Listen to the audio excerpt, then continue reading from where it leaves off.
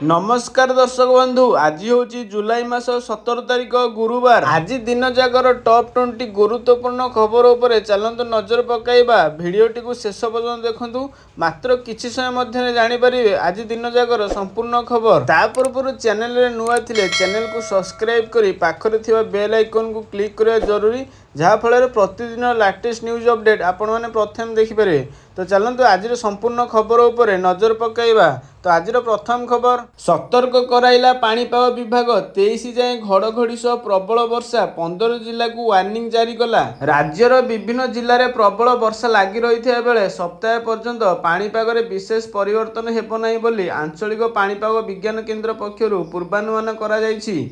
23 जाए राज्यर अधिकांश स्थान में घड़घड़ी सह वर्षा हेबार संभावना रही। गुरुवार उत्तर ओडिशार अधिकांश जिला सह दक्षिण ओडिशार किछि स्थान में हालुकार मध्यम धरणर वर्षा हेब। किछि जिले में घंटा प्रति 30 रु 40 किलोमीटर बेगरे झटका पवन और वज्रपात संभावना रही। एथिपाई 15 जिला को येलो वार्निंग जारी करा जायछि। एसबु जिला गुड़िक है झारसुगुड़ा, भद्रक, संबलपुर, देवगढ़, अनुगुल, ढेंकानाल, बालेश्वर, जाजपुर, केन्द्रापड़ा, कटक, जगतसिंहपुर, मयूरभंज, केन्दुझर और सुंदरगढ़। तेबे वज्रपात नहीं 18 तारिख पर 23 जिला को येलो वार्निंग जारी करा जायछि। परवर्ती खबर, सौम्यश्री मृत्यु घटना तदंत करियो क्राइम ब्रांच। बालेश्वर एफएम छात्री मृत्यु घटना क्राइम ब्रांच को तदंत निर्देश। डीएसपी इमन कल्याण नायक को तदंत दायित्व। फकीरी मोहन महाविद्यालय छात्री मृत्यु घटनार क्राइम ब्रांच तदंत करिवो। क्राइम ब्रांच डीजीपी विनयतोष मिश्र निर्देश क्रमे महिला और शिशु अपराध निराकरण शाखा आईजी श्रीमती एस साइनी प्रत्यक्ष तत्वावधान में मामलार पुंखानुपुंख तदंत करा। डीएसपी इमान कल्याण नायक समेत एक स्वतंत्र टीम एही मामलार तदंत करियो बोली राज्य क्राइम ब्रांच पक्षर सूचना दिया जायछि। पुलिस महानिर्देशक सीआईडीसीबी विनयतोष मिश्र सहदेव खुंटा पुलिस ठारू तदंत दायित्व नेबा पई CAW and CW deputy superintendent of police DSP Iman Kalyan Nayak को नियुक्त करिसंती।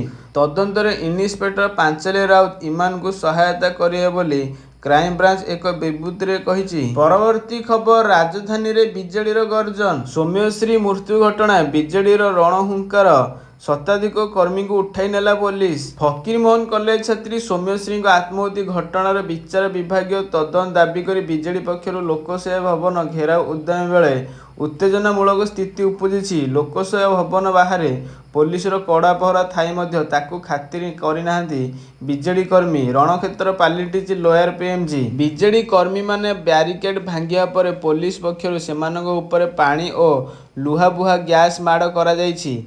एणे शताधिक आंदोलनकारी को उठाई नहीं कमिशनरेट पुलिस। केतक आंदोलनकारी को पुलिस अटकाई रखी। आंदोलनकारी दाबी रही कि मृत्यु सौम्यश्री परिवार को 20 लाख नुहे राज्य सरकार 2 कोटी टंका सहायता प्रदान करंतु। परवर्ती खबर, राज्य कैबिनेट रे 13 प्रस्ताव को मंजूरी। आज राज्य कैबिनेट रो 22तम बैठक माननीय मुख्यमंत्री मोहन चरण माझी अध्यक्षतार लोकसेवा भवन रे अनुष्ठित होइथिला। बैठक पर मुख्य शासन सचिव मनोज आहूजा कैबिनेट बैठक रे निया जाइथिबा निष्पत्ति संपर्क में गणमाध्यम को सूचना देइथिले।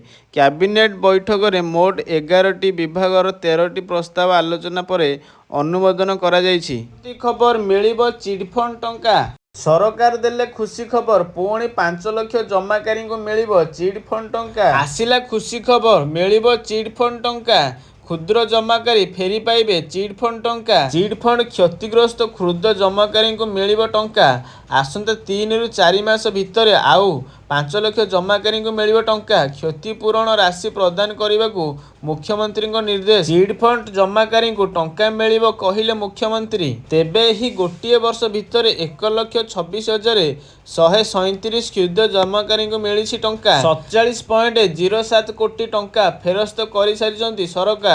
आउ एबे पुणी 5 लाख जमाकारी को मिलिबो चिटफंड टंका। एने निर्देश देइछन्ति मुख्यमंत्री मोहन माझी। 3 रु 4 मास भितर टंका देबाकू निर्देश दिया जायछि। गत 10 वर्ष 2,79,109 ଜଣଙ୍କୁ ଫେରସ୍ତ ହୋଇଥିଲା 119 କୋଟି ଟଙ୍କା। ପରବର୍ତ୍ତୀ ଖବର ଆଜିର ସୁନା ଦର ଉପରେ ଚାଲନ୍ତୁ ନଜର ପକାଇବା। ଯଦି ଆପଣମାନେ ସୁନା କିଣିବାକୁ ଯାଉଛନ୍ତି ତାହେଲେ ଭିଡ଼ିଓକୁ ପୁରା ଶେଷ ପର୍ଯ୍ୟନ୍ତ ଦେଖିକି ଆଜିର ଭାରତୀୟ ବଜାରରେ ସୁନାର ଦର କେତେ ରହିଛି ଜାଣି ରଖନ୍ତୁ। କମିଲା ସୁନା ଦର, ଜାଣନ୍ତୁ ଆପଣଙ୍କ ସହରରେ କେତେ ଅଛି ସୁନା ରେଟ୍। ଆଜି ବି କମିଛି ସୁନା ଦର। କିଛି ଦିନ ହେବ ଲଗାତାର ହ୍ରାସ ପାଉଛି ସୁନା ଦର, ଯାହା ଗ୍ରାହକଙ୍କ ପାଇଁ ଆଶ୍ୱସ୍ତି ସହ ଆଣିଛି ଖୁସି ଖବର। ସୁନା ଦର 1 ଲକ୍ଷ ଟଙ୍କା ଅତିକ୍ରମ କରିଥିବା ସହ ଏଯାଏଁ ପ୍ରାୟ 600 ଟଙ୍କା ଦାମ କମିଛି। ସେଥିପାଇଁ ଦୋକାନରେ ଲୋକଙ୍କ ଭିଡ଼ ମଧ୍ୟ ଜମିଲାଣି। କାରଣ ଏବେ ଯେହେତୁ ବାହାଘର ସିଜନ ଚାଲିଛି, ତେଣୁ ସମସ୍ତେ ସୁନା ଗହଣା କିଣିବାରେ ବ୍ୟସ୍ତ। ଭାରତୀୟ ବଜାରରେ 24 କ୍ୟାରେଟ ସୁନା 97,260 ଟଙ୍କା ରହିଛି। ସେହିପରି 22 କ୍ୟାରେଟ ସୁନା ଦର 89,150 ଟଙ୍କା ଛୁଇଁଛି। ସେହିପରି ରାଜଧାନୀ ଭୁବନେଶ୍ୱରରେ 24 କ୍ୟାରେଟ ସୁନା ମୂଲ୍ୟ 10 ଗ୍ରାମ ପିଛା 97,420 ଟଙ୍କା ରହିଥିବା ବେଳେ 22 କ୍ୟାରେଟ ସୁନା ମୂଲ୍ୟ 89,150 ଟଙ୍କାକୁ ପହଞ୍ଚିଛି। ସେହିପରି ମୁମ୍ବାଇରେ 24 କ୍ୟାରେଟ ମୂଲ୍ୟ 97,260 ଟଙ୍କା ଓ 22 କ୍ୟାରେଟ ମୂଲ୍ୟ 89,150 ଟଙ୍କା ରହିଛି। ନୂଆଦିଲ୍ଲୀରେ 24 କ୍ୟାରେଟ 97,410 ଟଙ୍କା ଓ 22 କ୍ୟାରେଟ 89,300 ଟଙ୍କା ରହିଛି। ଦକ୍ଷିଣ ଭାରତର ପ୍ରମୁଖ ସହର ଚେନ୍ନାଇରେ 24 କ୍ୟାରେଟ ମୂଲ୍ୟ 97,260 ଟଙ୍କା ଥିବାବେଳେ 22 କ୍ୟାରେଟ ମୂଲ୍ୟ 89,150 ଟଙ୍କା ରହିଛି। ପୂର୍ବ ଭାରତର ପ୍ରମୁଖ ସହର କୋଲକାତାରେ ଯଥାକ୍ରମେ 97,260 ଟଙ୍କା ଓ 89,150 ଟଙ୍କା ରହିଛି। ଅନ୍ୟପଟେ ରୂପାର ମୂଲ୍ୟ କିଲୋ ପିଛା 1,17,700 ଟଙ୍କା ହୋଇଛି। କେମିତି ଜାଣିବେ ସୁନାର ଶୁଦ୍ଧତା ଜାଣନ୍ତୁ। ଯଦି ଆପଣ ସୁନାର ଶୁଦ୍ଧତା ଯାଞ୍ଚ କରିବାକୁ ଚାହୁଁଛନ୍ତି ତେବେ ଆପଣ BIS କେୟାର ଆପ୍ରେ ଯାଞ୍ଚ କରିପାରିବେ। ପରବର୍ତ୍ତୀ ଖବର ଆସୁଛି ଲଘୁଚାପ ସପ୍ତାହେ ପର୍ଯ୍ୟନ୍ତ ସାରା ରାଜ୍ୟରେ ବର୍ଷା। ପୂର୍ବ ଏବଂ ପଶ୍ଚିମ ଭାରତରେ ପୁଣି ଯୋଡ଼ା ଲଘୁଚାପ ସମ୍ଭାବନା। ଆରବ ସାଗର ଓ ବଙ୍ଗୋପସାଗରରେ ହେବାକୁ ଥିବା ଲଘୁଚାପ ପ୍ରଭାବରେ ରାଜ୍ୟରେ ପ୍ରବଳ ବର୍ଷା ସମ୍ଭାବନା ରହିଛି। ଉତ୍ତର ବଙ୍ଗୋପସାଗର ପାର୍ଶ୍ୱବର୍ତ୍ତୀ ବାଂଲାଦେଶ ଏବଂ ପଶ୍ଚିମବଙ୍ଗ ଉପକୂଳ ବାୟୁମଣ୍ଡଳରେ ଏକ ଘୂର୍ଣ୍ଣିବଳୟ ସୃଷ୍ଟି ହେବା ସହ ସମାନ ଅଞ୍ଚଳରେ ଆସନ୍ତାକାଲି ସୁଦ୍ଧା ଲଘୁଚାପ କ୍ଷେତ୍ର ସୃଷ୍ଟି ହେବାର ସମ୍ଭାବନା ରହିଥିବା ଆଞ୍ଚଳିକ ପାଣିପାଗ ବିଜ୍ଞାନ କେନ୍ଦ୍ର ପକ୍ଷରୁ କୁହାଯାଇଛି। ପାଣିପାଗ ବିଭାଗ ପକ୍ଷରୁ ସୁନ୍ଦରଗଡ଼, କେନ୍ଦୁଝର, ଝାରସୁଗୁଡ଼ା, ବରଗଡ଼, ସମ୍ବଲପୁର ଓ ମୟୂରଭଞ୍ଜକୁ ସତର୍କ ସୂଚନା ଜାରି କରାଯାଇଛି। ବଜ୍ରପାତ ଓ ଝଟକା ପବନ ନେଇ ଦେବଗଡ଼, ଅନୁଗୁଳ, ଢେଙ୍କାନାଳ, ବାଲେଶ୍ୱର, ଭଦ୍ରକ, ଯାଜପୁର, କେନ୍ଦ୍ରାପଡ଼ା, କଟକ, ଜଗତସିଂହପୁର, ପୁରୀ, ଖୋର୍ଦ୍ଧା, ନୟାଗଡ଼, ଗଞ୍ଜାମ ଓ ଗଜପତି ଆଦି ଜିଲ୍ଲାକୁ ୟେଲୋ ୱାର୍ଣ୍ଣିଂ ଜାରି କରାଯାଇଛି। ପରବର୍ତ୍ତୀ ଖବର ଆବାସ ଯୋଜନାରେ ଘର ତିଆରି ପାଇଁ ଏଣିକି ରାଜ୍ୟ ସରକାର ଦେବେ ବାଲି। PM ଆବାସ ଯୋଜନାରେ ଘର ପାଇଁ ମାଗଣା ବାଲି ମିଳିବ। ଘର ତିଆରି ପାଇଁ ରାଜ୍ୟ ସରକାର 2 ଟ୍ରାକ୍ଟର ବାଲି ଦେବେ ବୋଲି ନିଷ୍ପତ୍ତି ହୋଇଛି।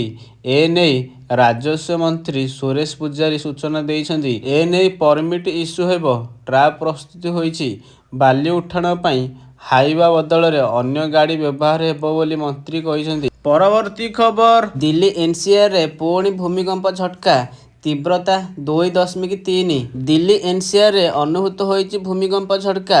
ଭୂମିକମ୍ପ ତୀବ୍ରତା 2.3। ଶନିବାର ବିଳମ୍ବିତ ରାତିରେ ଭୂକମ୍ପ ହୋଇଥିବା ସୂଚନା ମିଳିଛି। ଭୂକମ୍ପର କେନ୍ଦ୍ରସ୍ଥଳ 5 କିଲୋମିଟର ଗଭୀରରେ ବୋଲି ଜଣାପଡ଼ିଛି। ବିଳମ୍ବିତ ରାତିରେ ଭୂକମ୍ପ ଅନୁଭୂତ ହୋଇଥିବା କାରଣରୁ ଲୋକେ ନିଦରୁ ଉଠି ଭୟରେ ଘର ବାହାରକୁ ଦୌଡ଼ିଥିଲେ। ବାରମ୍ବାର ଭୂକମ୍ପ ଲୋକଙ୍କ ଚିନ୍ତା ବଢ଼ାଇ ଦେଇଛି। ତ ଫ୍ରେଣ୍ଡ, ଏସବୁ ଥିଲା ଆଜି ଦିନ ଯାକର କିଛି ଗୁରୁତ୍ୱପୂର୍ଣ୍ଣ ଖବର। ତ ଭିଡ଼ିଓ ଆପଣମାନଙ୍କୁ କେମିତି ଲାଗିଲା? ଯଦି ଭିଡ଼ିଓ ଭଲ ଲାଗିଥାଏ ତାହେଲେ ଭିଡ଼ିଓ ଗୋଟେ ଲାଇକ୍ କରିବା ସହିତ ଚ୍ୟାନେଲକୁ ସବସ୍କ୍ରାଇବ୍ କରିବେ ଆଣ୍ଡ ପାଖରେ ଥିବା ବେଲ୍ ଆଇକନକୁ କ୍ଲିକ୍ କରିବା ଜରୁରୀ, ଯାହାଫଳରେ ପ୍ରତିଦିନ ଲାଟେଷ୍ଟ ନ୍ୟୁଜ୍ ଅପଡ଼େଟ୍ ଆପଣମାନେ ସର୍ବପ୍ରଥମେ ଦେଖିପାରିବେ। ତ ଭିଡ଼ିଓ ପୁରା ଶେଷ ପର୍ଯ୍ୟନ୍ତ ଦେଖିଥିବାରୁ ଆପଣଙ୍କୁ ବହୁତ ସାରା ଧନ୍ୟବାଦ।